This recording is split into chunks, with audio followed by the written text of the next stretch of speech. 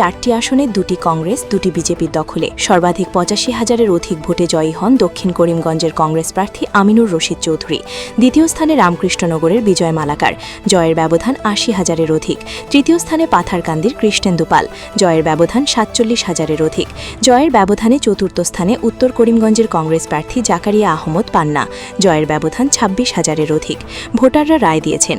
এখন দেখার বিষয় আগামী দিনে শিবভূমি জেলার স্বার্থে 4 জন একসাথে কতটুকু কাজ এগিয়ে নিতে পারেন, জনপ্রতিনিধি হিসেবে জনপ্রতিনিধির প্রত্যাশা পূরণ করতে পারেন। আপনি জয়ী হয়েছেন, আপনার বাবা একাধিকবারের বিধায়ক ছিলেন, বাবার সেই অভিজ্ঞতা আপনার কাজে লেগেছে কিনা? যেহেতু আপনি বড়ুয়া ষড়যন্ত্রের শিকার হয়েছেন প্রচণ্ড পরিমাণের, তারপরেও আপনি বিশাল ভোটের ব্যবধানে জয়ী হয়েছেন। নিশ্চয়ই বাবার কাজ করেছিলাম, বিশেষ করে 2019 থেকে সক্রিয়ভাবে রাজনীতিতে কাজ করে আসছিলাম। উনি মৃত্যুর পর থেকে 2021 থেকে সক্রিয়ভাবে দলের সংগঠনের সঙ্গে অনেক কাজ করেছি, তো যার কারণে দল আমাকে টিকিট দিয়েছে। আমি সবাইকে ধন্যবাদ জানাই, বিশেষ করে আমার সভাপতি গৌরবগোই মহাশয়কে আমি ধন্যবাদ জানাই।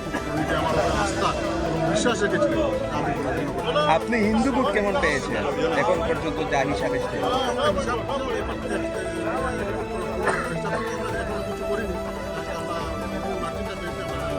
সেন্টার ওয়াইজ যখন আমরা হিসাবটা পাইনি, আজকে কালকে পাবো, আমরা বের করবো। সামাজিক মাধ্যমে এখন একটা মন্তব্য খুবই চলছে যে বিরোধী দল থেকে আপনি নির্বাচিত হয়েছেন, আমাদের উত্তর করিমগঞ্জের কোনো উন্নয়ন হবে না, যে কমলাক্ষ দেব প্রকাশ ছিলেন বিরোধী।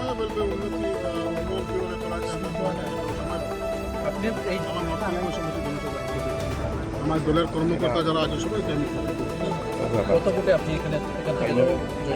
আমি 26,000 প্লাস, আমি একজাক্ট ফিগার দিতে পারি 26,000 প্লাস।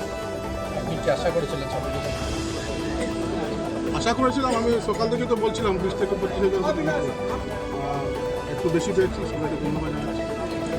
আপনার কি করিমগঞ্জে যেহেতু আপনি জিতেছেন, এখন করিমগঞ্জের বিধায়ক হিসাবে আপনার করণীয় কি? রাস্তাঘাট এই তিনটা আমার প্রথম। কমলাক্ষ দেব প্রকাশ আপনি আজকে কি বলবেন আপনি? মানসিকতা পৌঁছে শহরে শহরবাসীকে আমি সবাইকে ধন্যবাদ জ্ঞাপন করছি। শহরবাসী যেভাবে আমাকে ভোট দিয়েছে, স্নেহবল ভোটা দিয়েছে, সবাইকে অসংখ্য ধন্যবাদ জ্ঞাপন করছি। সাহায্য সহযোগিতা আমাকে সবাইকে। শহরবাসীর জন্য প্রথম রাস্তা, মেইন রাস্তা, আমাদের টাউনের মেইন রাস্তাটা প্রথম রাস্তা। আপনি যেহেতু আপনি কাটাবেন, হয়তো দেখিনি, আমরা কংগ্রেস দল বিগত 1 বছর আমরা এই রাস্তা নিয়ে ধর্ণা, প্রায় সময় ধর্ণা দিয়েছি, আমরা আন্দোলনে গেছি। তখন আমরা আশা করছি এখন যেহেতু সবার আশীর্বাদে বিধায়ক হয়েছি, নিশ্চয়ই এগুলো কাজ করবে। আমি এত খারাপ হয়েছে কংগ্রেসের সরকার, আমার শীর্ষ নেতৃত্ব করেছে। বিধায়ক সিদ্দিক আহমেদ বলেছিলেন যে আমার যদি উন্নয়ন করতে হয় আমার কেন্দ্রের, আমার শাসক দলের সঙ্গে থাকতে হবে তাদের, যেহেতু আপনি বিরোধী দল। সেটা আমার মনে হয় না, আমার একজন এমএলএ হিসাবে কোনো কাজ আমার করার, আমি কাজ করব।